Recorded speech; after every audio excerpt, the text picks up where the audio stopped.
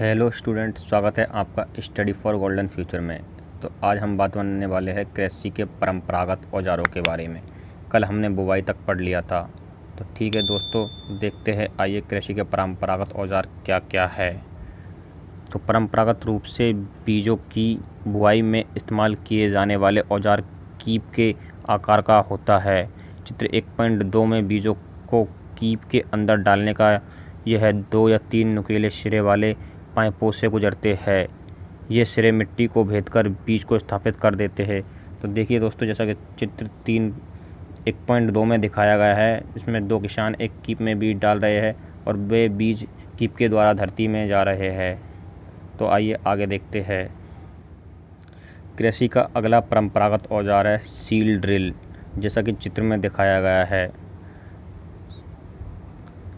Seal drill आजकल बुआई के लिए ट्रैक्टर द्वारा संचालित सील ड्रिल, जैसा कि चित्र 1.2 में दिखाया गया है, का उपयोग होता है।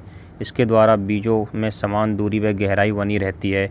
यह सुनिश्चित करता है कि बुआई के बाद बीज मिट्टी द्वारा ढक जाए। इससे बीजों को पक्षियों द्वारा खाए जाने से रोका जा सकता है। सील ड्रिल द्वारा बुआई करने से समय एवं श्रम दोनों की बचत होती है। जो सील ड्रिल मशीन होती है उससे हम बीज बोते हैं तो बीजों में समान दूरी रहती है। ये ज़मीन में अच्छी तरह धंस जाता है, जिससे क्या कि पक्षी नहीं खा सकते, और इससे समय और श्रम दोनों की बचत होती है। यानी समय भी बच जाता है और आदमी की मेहनत भी बच जाती है। तो आइए आगे देखते हैं। पौधों को अत्यधिक घने होने से रोकने के लिए बीजों के बीच उचित दूरी होना अत्यंत महत्वपूर्ण है। इससे पौधों को सूर्य का प्रकाश, पोषक एवं जल पर्याप्त मात्रा में प्राप्त होता है। अधिक घनेपन को रोकने के लिए पौधों को निकाल कर हटा दिया जाता है। खाद एवं उर्वरक मिलाना। तो अब हम पढ़ेंगे खाद एवं उर्वरक मिलाने के बारे में।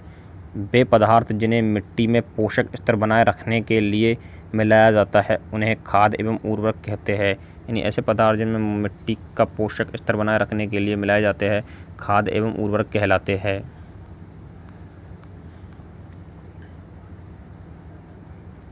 मिट्टी फसल को खनिज पदार्थ प्रदान करती है।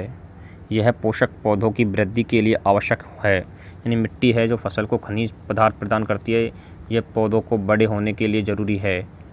कुछ क्षेत्रों में किसान खेत में एक के बाद एक दूसरी फसल उगाता रहता है। खेत कभी भी खाली नहीं छोड़े जाते। कल्पना कीजिए कि पोषकों का क्या होता होगा। फसलों के लगातार उगाने से मिट्टी में कुछ पोषकों की कमी हो जाती है। जैसे लगातार फसल उगाते रहते तो मिट्टी में क्या है, पोषक तत्वों की कमी हो जाती है, इसलिए हम खाद मिलाते हैं। इस क्षति को पूरा करने हेतु किसान खेती में खाद देते हैं। यह प्रक्रम खाद देना कहलाता है। अपर्याप्त खाद देने से पौधे कमज़ोर हो जाते हैं। खाद एक कार्बनिक जैविक पदार्थ है जो कि पौधों या जंतु अपशिष्ट से प्राप्त होता है। यानी पौधे या जंतुओं के जो अपशिष्ट होते हैं, जंतुओं के मल होते हैं, उनसे प्राप्त होता है। किसान पादप एवं जंतु अपशिष्टों को एक गड्ढे में डालते जाते हैं तथा इसका अपघटन होने के लिए खुले में छोड़ देते हैं। अपघटन कुछ सूक्ष्म जीवों द्वारा होता है। अपघटित पदार्थ खाद के रूप में उपयोग किया जाता है। तो आइए जानते हैं उर्वरक एवं खाद में क्या अंतर है। उर्वरक, सबसे पहले हम उर्वरक के बारे में जानते हैं। उर्वरक का जो पहला अंतर है यह है, उर्वरक एक मानव निर्मित लवण है। यह मानव द्वारा बनाया जाता है। उर्वरक का उत्पादन फैक्ट्रियों में किया जाता है। उर्वरक से मिट्टी को ह्यूमस प्राप्त नहीं होती। उर्वरक में पादप पोषक जैसे कि नाइट्रोजन, फास्फोरस तथा पोटेशियम प्रचुरता में होते हैं। अब हम बात करते हैं खाद के बारे में। खाद एक प्राकृतिक पदार्थ है जो गोबर एवं पेड़ पौधों के अवशेष के विघटन से प्राप्त होता है। जो कि खाद है वो पेड़ पौधों और गोबर के अवशेष से प्राप्त होता है। खाद खेतों में बनाई जाती है, ना कि फैक्ट्री में। खाद है जो खेतों में बनाई जाती है। खाद से मिट्टी को ह्यूमस प्रचुर मात्रा में प्राप्त होती है। खाद में पादप पोषक तुलनात्मक रूप से कम होते हैं। ये खाद और उर्वरक में अंतर हो गए। अब हम पढ़ते हैं खाद के लाभ के बारे में।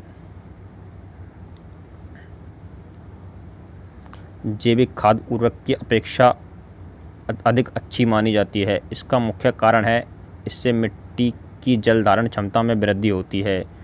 जो खाद होती है वो उर्वरक से अच्छी मानी जाती है क्योंकि इससे जो मिट्टी की जल धारण क्षमता होती है वो अच्छी होती है। इसमें मिट्टी भुरभुरी एवं सरंध्र हो जाती है, जिसके कारण गैस विनिमय सरलता से हो सकता है। इससे मित्र जीवाणुओं की संख्या में वृद्धि हो जाती है। इस जैविक खाद से मिट्टी का गठन सुधर जाता है।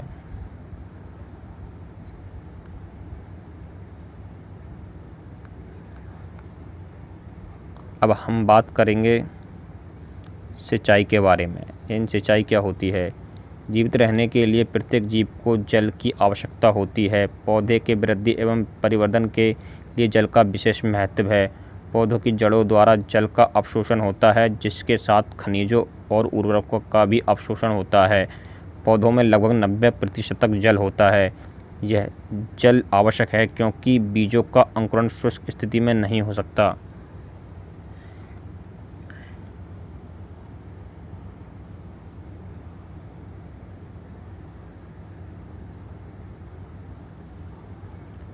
जल में घुले हुए पोषक का स्थानांतरण पौधे के प्रत्येक भाग में होता है। यह फसल की पाले एवं गर्म हवा से रक्षा करता है। स्वस्थ फसल वृद्धि के लिए मिट्टी की नमी को बनाए रखने के लिए खेत में नियमित रूप से जल देना आवश्यक है। निश्चित अंतराल में खेत में जल देना सिंचाई कहलाता है। निश्चित अंतराल में खेत में पानी देना या जल देना सिंचाई कहलाता है। सिंचाई का समय एवं बारंबारता फसलों, मिट्टी एवं ऋतु में भिन्न भिन्न होता है। गर्मी में पानी देने की बारंबारता अपेक्षाकृत अधिक होती है। ऐसा क्यों? क्या यह मिट्टी एवं पत्तियों से जल वाष्पन की अधिक दर होने के कारण अधिक होने से हो सकता है? आइए जानते हैं। सिंचाई के स्रोत, यानी सिंचाई के जो स्रोत है वो क्या क्या है? कुएँ, जलकूप, तालाब, झील, नदियाँ, बांध, नहर इत्यादि जल के स्रोत है। यानी सिंचाई के लिए जल किन किन स्रोतों से दिया जाता है? तो उनमें एक तो कुएँ है, जलकूप है, तालाब है, झील है, नदियाँ है, बांध, नहर इत्यादि जल के स्रोत है।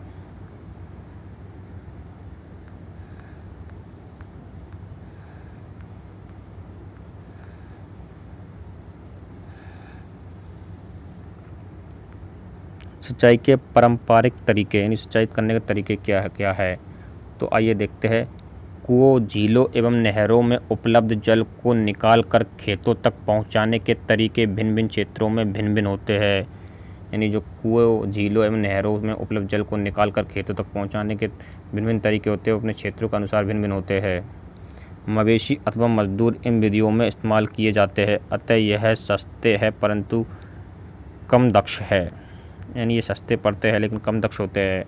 अब देखते हैं पारंपरिक तरीके।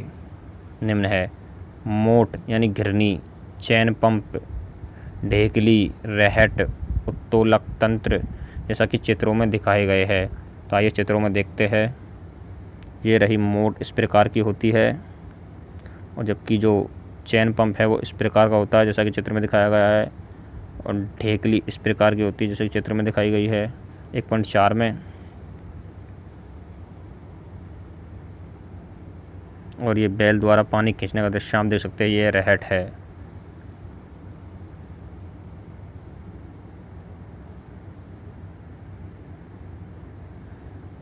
जल को ऊपर खींचने के लिए सामान्यतः पंप का उपयोग किया जाता है। पंप चलाने के लिए डीजल, बायोगैस, विद्युत एवं सौर ऊर्जा का उपयोग किया जाता है। यानी जल को खींचने के लिए सामान्यतः पंप का उपयोग किया जाता है।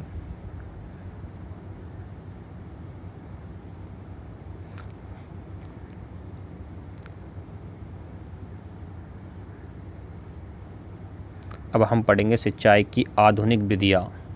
सिंचाई की आधुनिक विधियाँ द्वारा हम जल का उपयोग मितव्ययता से कर सकते हैं। मुख्य विधियाँ निम्न है: छिड़काव तंत्र। देखते हैं छिड़काव तंत्र क्या होता है, इसके बारे में पढ़ते हैं। इस विधि का उपयोग असमतल भूमि के लिए किया जाता है जहाँ पर जल कम मात्रा में उपलब्ध है। ऊर्ध्व पाइपों के ऊपरी सिरों पर घूमने वाले नोजल लगे होते हैं। यह पाइप निश्चित दूरी पर मुख्य पाइप से जुड़े होते हैं। जब पंप की सहायता से जल मुख्य पाइप में भेजा जाता है तो वह घूमते हुए नोजल से बाहर निकलता है। इसका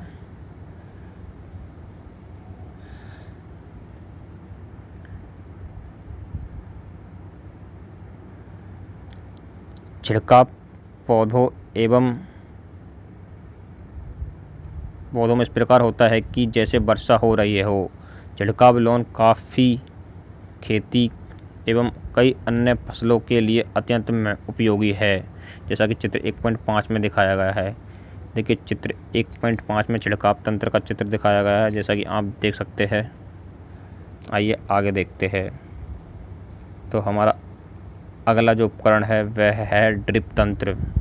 इस विधि में जल बूंद बूंद करके सीधे पौधों की जड़ों में गिरता है, अतः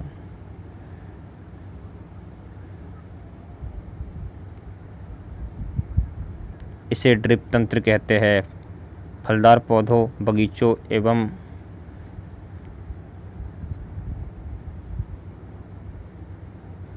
वृक्षों को पानी देने का यह सर्वोत्तम तरीका है। इससे पौधों को बूंद बूंद करके जल प्राप्त होता है।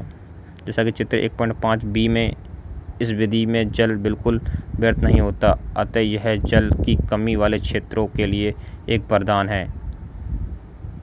देखिए ड्रिप तंत्र का चित्र 1.5 में दिखाया गया है।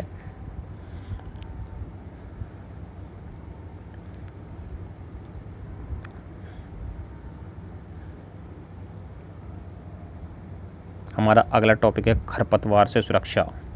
बूझो और पहली निकट के गेहूं के खेत में गए और उन्होंने देखा कि खेत में फसल के साथ कुछ अन्य पौधे भी उग गए हैं।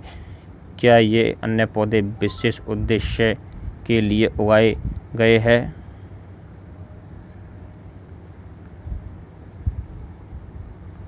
खेत में कई अन्य अवांछित पौधे प्राकृतिक रूप से फसल के साथ उग जाते हैं। इन अवांछित पौधों को खरपतवार कहते हैं।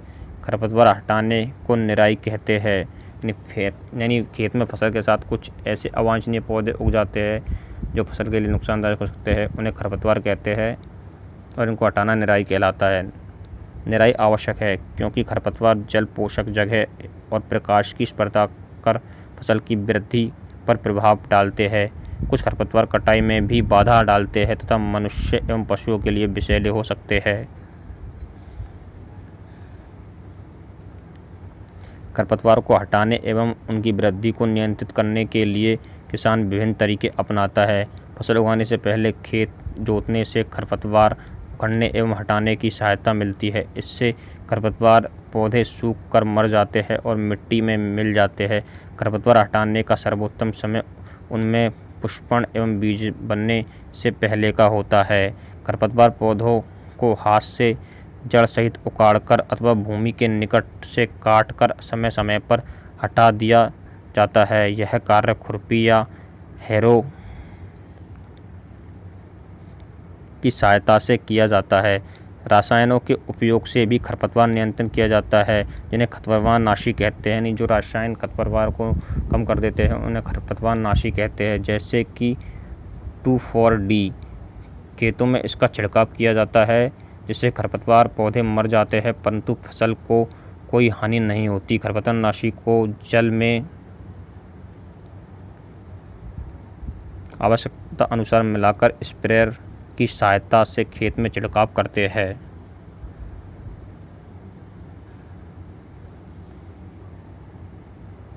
जैसा पहले बताया गया है, खरपतवार की वृद्धि के समय तथा पुष्पण एवं बीज बनने से पहले ही खरपतवार नाशी का छिड़काव करते हैं।